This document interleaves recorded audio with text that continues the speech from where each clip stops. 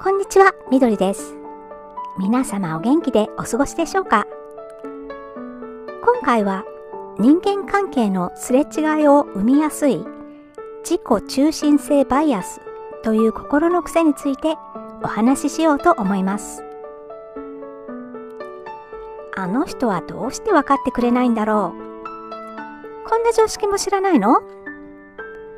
そんな風に感じたことはありませんか？もし思い当たることがあるなら、その違和感の裏側には自己中心性バイアスが隠れているかもしれません。自己中心性バイアスとは、簡単に言えば自分の考え方や感じ方を基準にして相手も同じように考えているはずだと思い込んでしまう心の癖のことです。この心の癖は人間なら誰でも多かれ少なかれ持っているものです。ただしそれが強くなりすぎると、どうして分かってくれないの？普通はこうするでしょうという思いが強くなり、人間関係がうまくいかなくなる原因になることも多いです。例えば長年連れ添ったパートナーに対して言わなくてもわかるでしょと感じることがあるかもしれません。自分の気持ちや望んでいることは自分でははっきりわかっています。そのため相手も当然わかっているはずだと知らないうちに思い込んでしまうんです。その結果、どうしてわかってくれないの？気が利かないといった不満につながり、関係に溝が生まれてしまうこともあるでしょう。自己中心性バイアスが強く働くと、家庭や学校、職場、そして社会全体にまで様々な場面で問題が生じることがあります。人間関係においては、特に親しい関係ほど相手も自分と同じように感じたり考えたりするはずだと思い込みやすくなります。でも実際にはそうとは限りません。それぞれ育ってきた環境も違えば、経験してきたことも物事の受け取り方も違います。その違いに気づかないまま関わっていると、どうして分かってくれないのかという不満が少しずつ積み重なって関係を損ねてしまうこともあるんです。職場でもこのバイアスはよく見られます。例えばベテラン社員が新入社員を指導するときです。ベテラン社員にとっては当たり前のことでも、新入社員にはその当たり前の前提知識がありません。ベテランにとっては当然のことでも、相手にとっては初めて聞くことかもしれないんです。それにもかかわらず、自分が知っていることは相手も知っているはずだという前提で説明してしまうことがあります。教える側はきちんと説明したつもりでいても、学ぶ側には十分に説明してもらえていないという認識のズレが生まれます。その結果、指導がうまく伝わらなかったり、相手が不安を感じたりすることもあるでしょう。またリーダーシップや意思決定の場面でも、このバイアスが問題を引き起こすことがあります。リーダーがこの指示の意図は明らかだと思い込み、十分な説明をしなかった場合、チームは混乱してしまうかもしれません。リーダーの頭の中には、これまでの経緯や目的、判断の理由など、十分な文脈があります。一方で、部下には、その文脈が共有されていない場合もあるでしょう。そのため、リーダーにとっては分かるはずのことでも、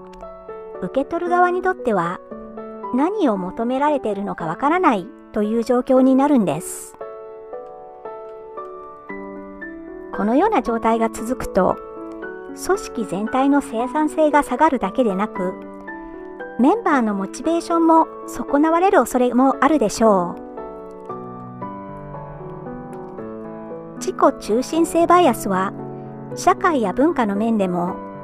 偏見や差別的な見方を強める要因になりかねません。自分の文化や生活環境の中では当たり前だと思っていることを誰にとっても同じように当たり前だと考えてしまうからです。そして異なる文化的背景を持つ人の行動を非常識だ、理解できないと決めつけてしまうこともあるでしょう。これは相手の背景を知らないまま自分の常識だけを基準にして判断している状態です。グローバル化が進み、様々な価値観を持つ人たちと関わる機会が増えている現代では、このような思い込みが国際的な摩擦や誤解につながることも考えられるでしょう。さらに、自己中心性バイアスは、個人の意思決定や判断にも影響します。自分の考え方や選択が正しいと強く思い込むと、異なる意見を素直に取り入れることが難しくなります。他者からのフィードバックを受け止めにくくなり、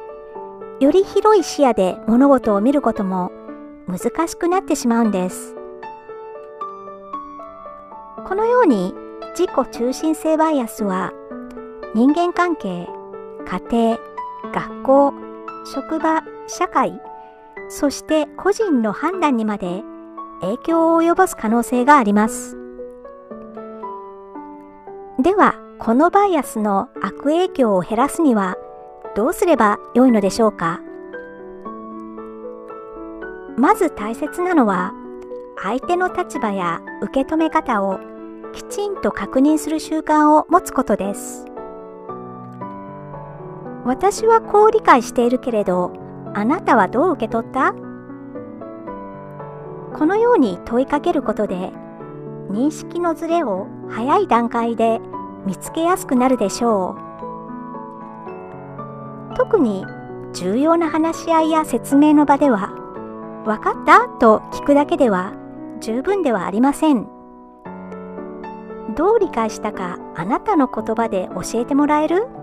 といったように確認することで、相手がどのように受け取ったのかが見えやすくなります。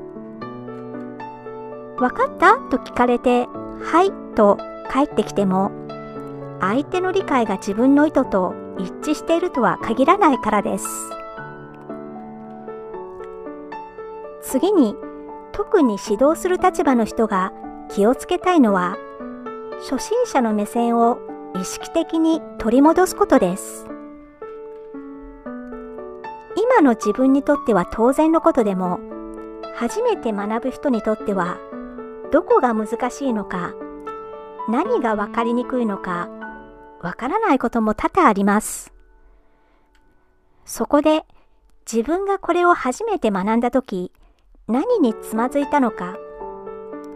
どんな説明があれば理解しやすかったのか、そう思い出しながら伝えることが大切です。自分の目線だけで指導してしまうと、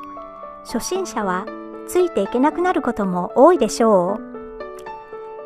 う。だからこそ教える側には相手の現在地に合わせて言葉を選ぶ姿勢が求められます。また、様々な背景を持つ人たちと関わることも役立ちます。自分とは異なる文化、職業、年齢、価値観を持つ人たちと関わることで、自分の常識は誰にとっても当たり前とは限らないという感覚が自然と磨かれていくでしょう。特定のコミュニティの中だけで過ごしていると、そこでの常識が世の中全体の常識のように感じられることも少なくありません。そのため、意識的に自分とは異なる考え方に触れる機会を増やすことがバイアスの影響を和らげることにつながるでしょう。さらに、フィードバックを視野を広げる機会として受け取る姿勢も大切です。自分と異なる意見や指摘を受けたとき、否定したくなる気持ちが湧いてくるかもしれません。そのようなときには、一呼吸置いて、こう考えてみてください。もしかしたら、相手には私に見えていない視点があるのかもしれない。そう考える習慣があると、自分の見方だけに閉じこもらず、より広い視点から物事を見つめやすくなるでしょう。今回は自己中心性バイアスとは何か、それが人間関係や社会にどのような影響を及ぼすのか、そしてこのバイアスと上手に向き合い、相手とのすれ違いを減らしていくためにはどうすればよいのかについてお伝えしました。自己中心性バイアスとは、自分の視点や知識、経験をもとにして、相手も同じように考えたり感じたりしているはずだと、無意識に思い込んでしまう心の癖です。このバイアスは、職場でのコミュニケーションの行き違い、家族間のなぜ分かってくれないのという不満、SNS 上での炎上など、日常のさまざまな場面で問題になることがあります。また個人の人間関係だけでなく、組織の生産性や社会的な摩擦にも影響を及ぼす可能性があります。自己中心性バイアスを完全になくすことはできません。それでもこのバイアスの存在に気づき、その影響を理解することで、すれ違いを減らしていくことは可能です。そのためには、まず、相手は自分と同じ前提を持っているとは限らないと意識することが大切です。そして重要なことに関しては、説明した後、相手がどう受け取ったのかを確認する習慣をつけるといいでしょう。また人に何かを教えるときには、初心者の目線を思い出すことです。合わせて、自分とは異なる背景を持つ人の考えに触れたり、フィードバックを受けたときには、それを視野を広げる機会として受け取ったりすることも大切です。あの人はなぜ分かってくれないんだろうとイライラしてしまったときには、一旦立ち止まって考えてみてください。もしかしたら相手の当たり前はあなたの当たり前とは違うのかもしれません。このことを思い出せるだけでも、相手に向ける眼差しは変わってくるでしょう。自己中心性バイアスを意識しながら人と関わることは、自分自身の視野を広げることにもつながります。そして、相手との違いを理解しようとする姿勢が生まれたとき、人間関係はより穏やかで温かなものになるでしょう。最後までお付き合いいただきましてありがとうございました。これからも時々心理学の学びをシェアします。応援していただけたら嬉しいです。よろしくお願いいたします。それではまた次回お会いしましょう。